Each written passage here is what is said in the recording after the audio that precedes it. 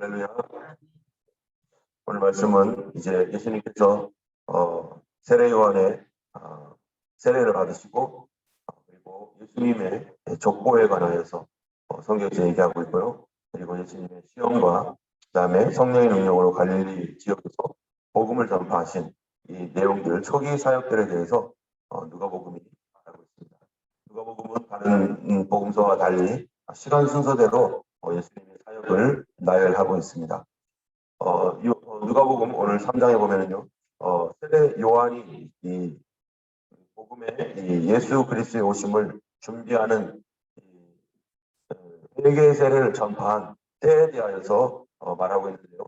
누가복음 자체가 역사성을 중요시 여기기 때문에 바로 역사적으로 언제인지를 추측할 수 있는 그러한 여러 정황들을 말해주고 있습니다.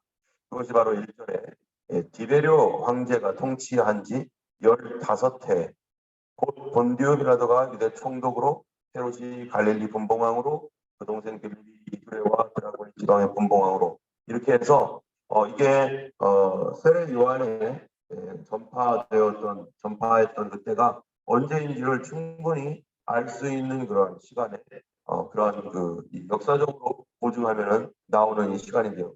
이거를 이렇게 계산해 보면은 AD 28년에서 29년 사이 이렇게 됩니다. 이 디베료 황제가 AD 14년부터 37년까지 재위했었고요. 그리고 이 헤롯 빌립 또는 뭐 이런 사람들은 BC 4년부터 AD 34년까지 거기서 왕으로 분봉하고 있었고 본디오 빌라도가 AD 26년에 또 이제 이스라엘에 관련된 일을 하기 시작했는데요. 어쨌든 그 어간에 이제 세례 요한이 나타나서 주님의 말씀을 예비하고 준비하는 사람으로 있습니다. 2절에 보면은 세례 요한이 하나님의 이 일을 감당하기 위해서 어디에서 있었는가 하면은요. 하나님의 말씀이 빈들에서 사가랴의 아들 요한에게 임한지라. 이 사가랴의 아들 요한이 빈들, 광야라고도 성경에 얘기하고 있는데 광야에 있을 때 하나님의 말씀이 임하였습니다. 우리가 이렇게 보면은 하나님의 그 말씀을 듣고 따르고 하나님의 뜻을 구할 때가 가장 언제냐면은요. 정말 어려울 때인데 마치 광야에 있는 것과 같은 삶을 살아갈 때인데 바로 그 광야에 있을 때 세례 요한에게 하나님의 말씀이 임하였는데 그것이 뭐냐면은 3절입니다. 3절 말씀 같이 한번 읽어보겠습니다. 요한이 요단강 부근의 각처에 와서 죄 사함을 받게 하는 회개 세례를 전파하니 요한이 그 하나님 말씀이 임한 뒤에 요한이 한 게 뭐냐면 회개 세례를 전파했다. 여러분 세례는 요한만 아닙니다. 다른 그 즈음에 다른 많은 사람들도 세례식을 했어요. 이거를 뭐라고 하면 종결 예식이라고 말합니다.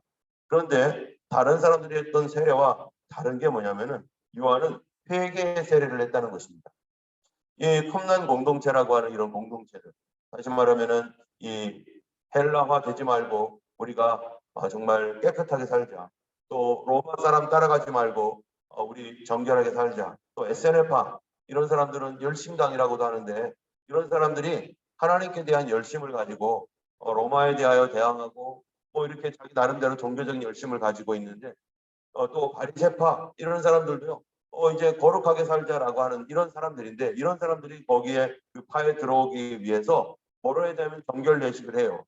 이 세례를 받고 또 물속에 들어가는 이러한 그 세례와 같은 그런 일들을 합니다.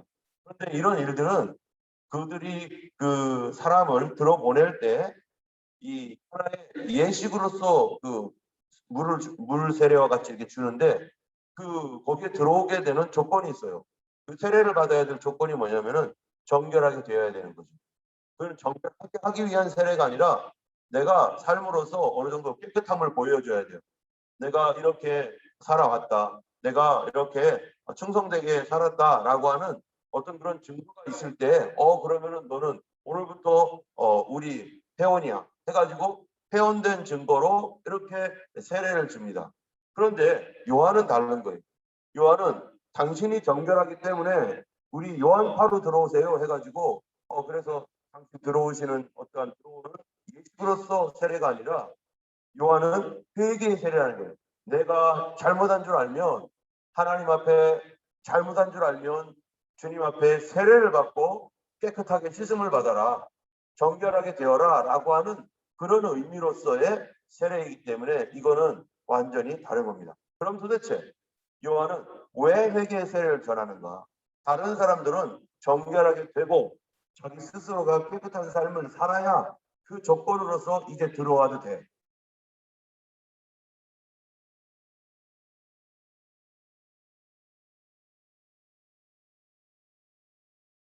를 베풀었는데 그거에 대해서 이제부터 하나님 앞에 온전하게 살고 깨끗하게 죄사함 받으려면, 그리고 이 주님 뜻대로 살려면 그 전까지는 못 살았어요. 이제 세례 받고 들어와. 다르죠? 깨끗하게 살았으면 들어와라는 것과 이제 깨끗하게 살려고 한다면 이제 하나님께서 너를 받아 들어와.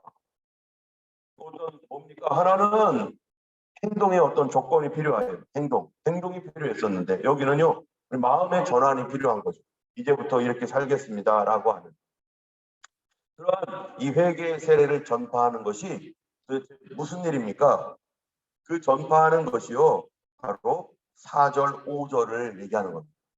4절, 5절이 뭐냐면 이사야에게 하나님께서 주셨던 말씀인데, 광야에서 외치는 자의 소리가 있어 이르되 너희는 주의 길을 준비하라. 이게 무슨 일이라고요? 주의 길을 준비하는 길이라는 거예요. 뭐 하는 거가요? 사람들로 하여금 나 회개하여 이제 이 요한 당신의 세례를 받고 당신 편에서 이 요한파 되겠습니다, 이런 소리죠. 저기는 쿰난파, 여기는 SNF파, 여기는 바리새파 한 것처럼 우리는 요한파 되겠습니다. 이제 요한파가 되기 위해서는요, 깨끗하게 살아왔던 전력이 필요한 게 아니라 이제 내가 주님 앞에 깨끗하게 살겠습니다. 나의 죄를 씻어주시는 이 회개의 세례, 그 당시에 요한이 전하는 회개의 세례는, 이 세례는 회개의 세례라고 하는 거는 이거는 깨끗하게 씻는 세례라는 거예요. 죄를 용서함 받는 세례라는 거예요. 굉장히 획기적인 것이고 놀라운 것입니다. 그런데 요한이 이 세례를 전파했어요. 그래서 주의 길을 준비하는 것, 그가 오시는 길을 곧게 하는 것, 골짜기는 메워지고 모든 산과 작은 산은 낮아지고 굽은 것은 곧아지고 험한 길이 평탄하게 해지는 것, 모든 육체가 하나님의 구원을 보는 것, 이거를 위하여 세례를 베풀었다는 겁니다. 다시 말하면 요한의 세례는요, 이제 앞으로 누구 믿을 준비를 시키는 거예요? 예수님을 영접할 준비를 시키는 겁니다. 여러분, 요한이 사라지고 예수님께서 이제 사역을 하셨을 때, 그러면 예수님을 의지하고 예수님을 따르고 예수님을 믿을 사람들은 도대체 어떤 사람들인가? 누가 예수님을 믿겠습니까? 바로 요한의 세례를 받았던 사람들이 상당히 예수님을 믿고 예수님을 의지하게 되어 있습니다. 왜냐하면 요한이 예수님이 가시는 걸로 보면서 세례를 받으러 예수님 오시는 그런 모습들을 볼 때 요한이 예수님에 대하여 뭐라고 증거합니까? 요한복음이나 이런 데 보라, 세상 죄를 지고 가는 하나님의 어린 양이로다. 오늘도 본문에 보면은 나는 그의 뭐를 풀기도 감당하지 못하겠노라, 신발끈 풀기도 내가 감당하지 못하겠노라. 이러한 요한을 따라왔던 수많은 내가 세례받고 요한파 되겠습니다, 내가 요한파 되겠습니다 했던 사람들을 요한이 단체로 어떻게 하는 거예요? 예수님께 그들을 다 인계하는 거예요. 그런데 이러한 일들이 왜 이렇게 중요하냐면요, 바로 여기에 보면은 16절을 우리가 읽어보면요, 이렇게 말합니다.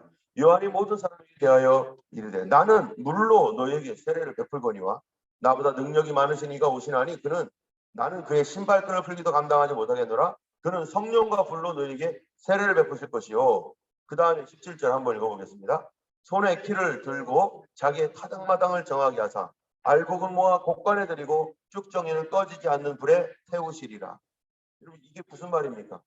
요한이 예수님을 예수님을 소개하고 있고, 예수님을 소개하기 위해서 자기에게 온 사람들에게 세례를 베풀고, 그리고 그 세례를 베푸는 것이 예수님을 영접하게 하는 것인데, 그 요한이 그는 성령과 불로 세례를 베푸실 것인데, 그가 하는 일이 뭐냐면은 앞으로 그분이 하실 일이 손에 키를 들고 자기 타작마당을 깨끗하게 하셔서 알곡과 쭉정이를 나눌 것이고 쭉정이는 꺼지지 않는 불에 태울 거다.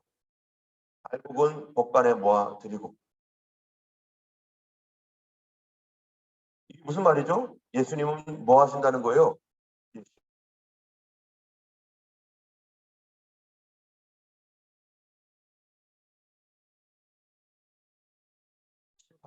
그런데 이 심판 얘기예요. 그런데 요한이요 뭐라고 하느냐면은 우리 7절을 한번 읽어보겠습니다.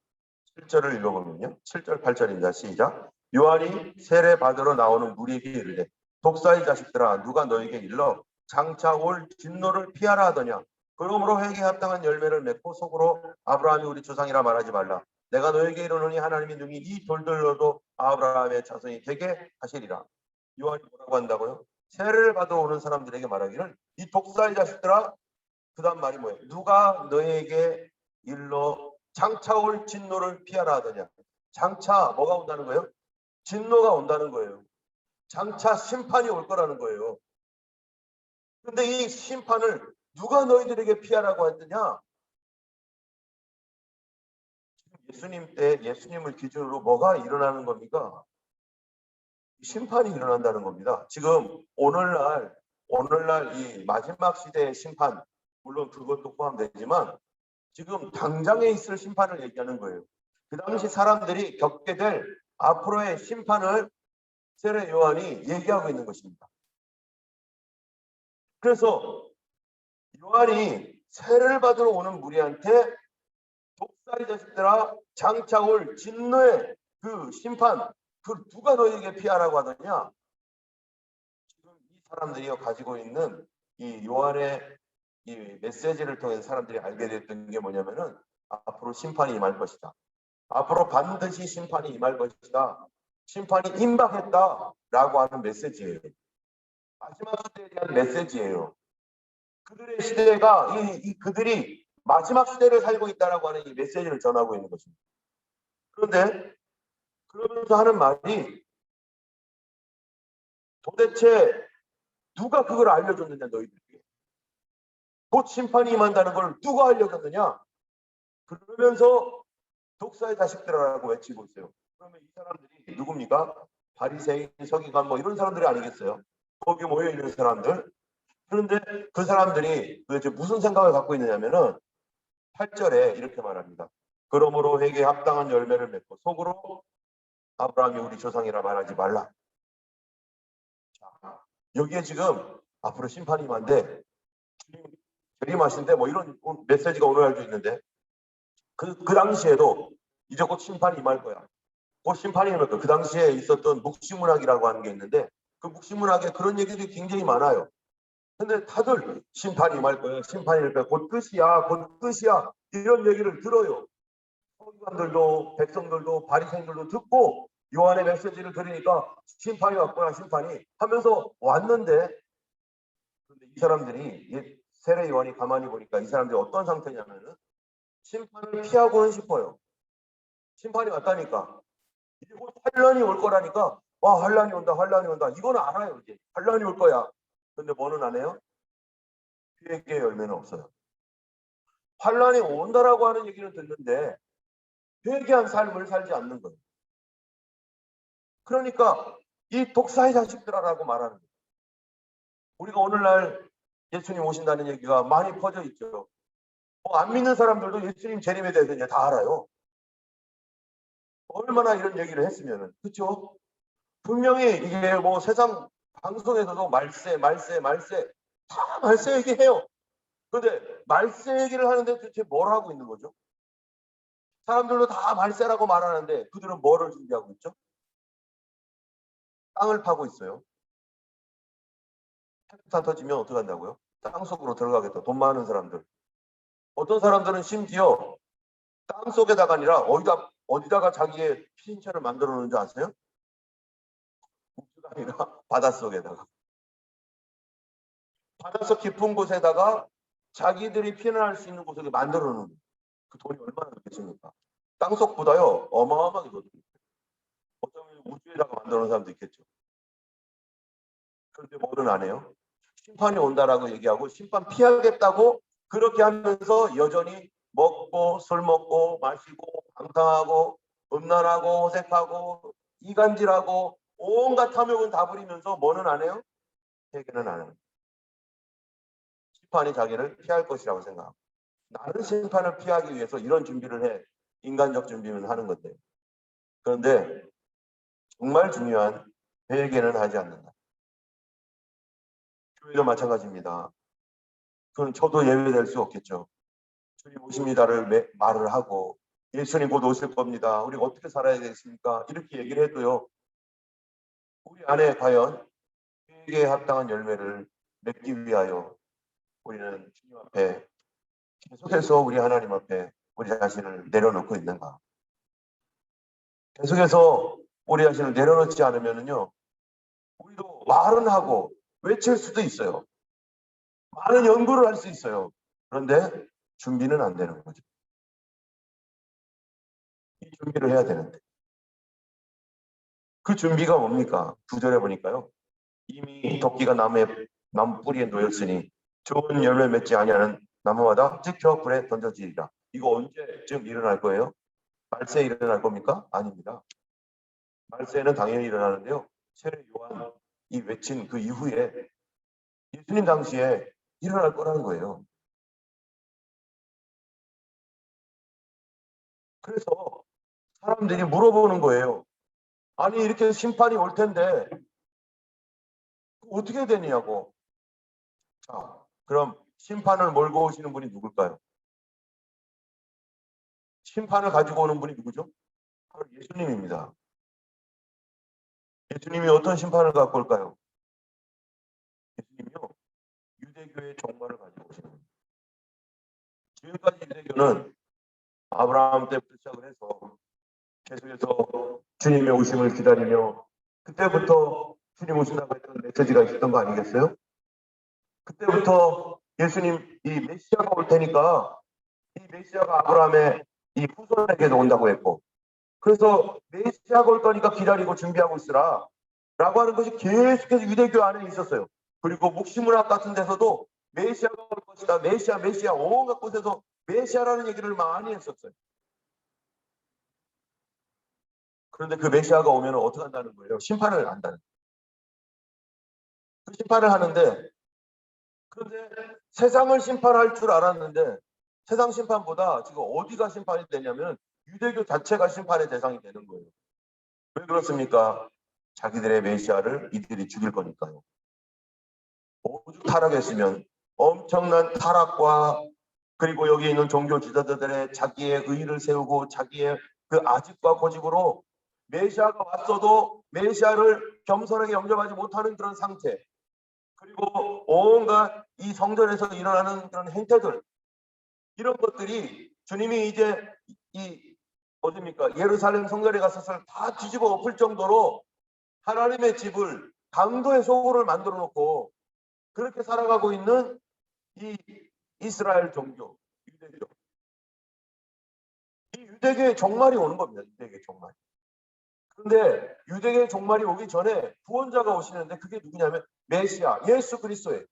근데 예수님이 오시기 전에 누가 먼저 왔다고요? 세례 요한이 와서 예수님의 오실 길을 예비하는데 자, 그 얘기가 무슨 얘기냐면 유대교가 이렇게 흘러오다가 종말이 유대교의 종말이 올 때 종말 전에 세례 요한이 와가지고요. 메시아의 오실 길을 예비해가지고 메시아를 영접하게 하는 일을 위해서 세례를 줍니다. 세례를 주는데 그리고 나서 이 세례 요한의 세례를 받은 사람들이 누구를 믿게 돼요? 이제 예수님을 믿게 돼요. 예수님이 이제 곧 십자가에 달려 죽습니다. 그러면 그 이후에 어떤 일이 일어났습니까? 예수님이 십자가에 달려 죽으신 이후에 유대교는 AD 70년에 뭐가 됐죠? 유대교 성전이 사라지고 AD 135년에 유대교 자체가 전 세계로 뿔뿔이 흩어져서 거의 이제는 유대교가 유지되지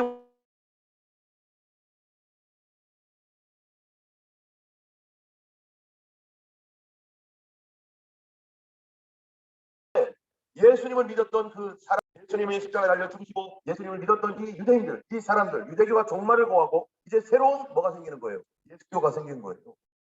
유대교가 아니라 이제 예수님의 세례, 요한의 세례를 받고 예수님께로 돌아와서 예수님이 주시는 뭐를 받습니까?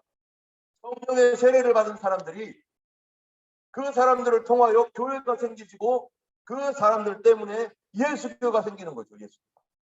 다시 시작하는 거예요. 유대교의 구약에 있었던 그 모든 것들을 예수님이 어떻게 하셨습니까? 성취하시고 예수님께서 그 모든 걸 성취하시고 그리고 이어져 나갈 것은 계속 예수님이 이어서 교회에다가 바톤을 주시고 그러니까 유대교가 이렇게 오다가 예수님으로 모아져서 여기서 예수님으로 어떻게 돼? 다시 시작이 되는 거죠. 그것이 지금 2000년 동안 지금까지 오고 있는 것입니다. 자, 예수교가 시작되면은 예수교는 어떻게 시작되는가? 어떻게 시작된다고요? 세례 요한의 세례를 받은 사람. 그게 뭡니까? 회개의 세례. 예수 믿으려면 뭐부터 해야 되는 거예요? 회개부터 하는 거죠. 과거 유대교는요, 뭐 하면 됐습니까? 유대교인이 되려면요, 유대교인으로 태어나야 되고, 유대인으로 태어나야 되고, 할례 받아야 되고. 그게 그 사람들이 했던 거예요. 그들은 할례를 받아서 유대인이 되는 거예요. 그런데 이제는요, 할례가 아니에요. 누구를 통해서요? 예수님 통해서 성령으로 회개하고 성령의 세례를 받는 사람. 그 사람이 새로운 시대의 예수교 사람들입니다. 우리는 예수교인이에요. 예수.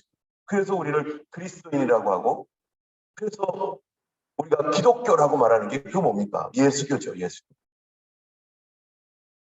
예수교의 특징 뭡니까? 회개하고 성령의 세례를 받고 그 다음에 죄사함 받으면 그 다음에 일어나는 게 뭡니까? 바로 성령의 선물을 우리에게 하나님께서 또한 풍성하게 내지. 그러므로 예수교는 성령님과 함께 성령님 없으면 예수님 못 믿습니다. 회개하지 않으면 성령 못 받고 성령이 없으면 예수를 믿을 수가 없어요. 자, 여기에 보면은요. 예수님께서 어떤 분이셨냐면은 성령으로 뭐 하시는 분이죠, 예수님이요? 성령으로 세례를 주실 분이다. 이 21절에 보면은 백성이 다 세례를 받을세 예수도 세례를 받으시고 기도하실세 하늘이 열리며 성령이 비둘기 같은 형체로 그 위에 강림하시더니 하늘로부터 소리가 나기를 너는 내 사랑하는 아들이라 내가 너를 기뻐하노라 하시니라 라고 성경에 쓰여 있습니다. 그런데 요한복음 1장 33절에 보면은 뭐라고 되어 있습니까? 이때 이야기를 요한이 조금 더 다른 자세하게 얘기를 하는데 나도 그가 누구인지를 몰랐지만 내가 누구에게 세례를 주든지 그에게 성령이 임하는 그 사람이 뭐라고 해요? 요한복음 1장 33절에 바로 성령으로 세례 줄 자인 줄 알라 하셨기에 나도 그가 메시아인 줄 이제 알았다. 그가 누구라고요? 성령으로 세례 주실 자. 예수님이 성령으로 세례 주실 자이고 그래서 예수님의 성령의 세례를 받아야만 누가 되는 거예요? 우리가 예수교인이 되는 것입니다. 여기에 오늘 나오신 분들은 성령 세례를 받았지만 아직 교회를 나오지만 성령 세례를 받지 못한 사람들은 반드시 성령 세례를 받도록 기도해야 됩니다. 성령으로 세례 받도록. 예수님께서 그래서 예수님 하신 모든 일들이 어떤가 보면 회개 세례 성령으로 예수님께서 그 일을 하실 때 먼저 예수님의 그 사역들이요 어떤 식으로 그 성령님과 함께 하는가. 먼저 예수님이 뭐부터 시작합니까? 성령으로 세례를 받습니다. 그렇죠? 예수님이 성령으로 세례를 받고 두 번째로는요. 예수님께서 이 세례 받은 다음에 그 다음에 어디 뭐 합니까? 성령의 충만함을 입어서 이제 어디로 가요? 성령에게 이끌려서 마귀에게 시험을 받습니다. 그렇죠?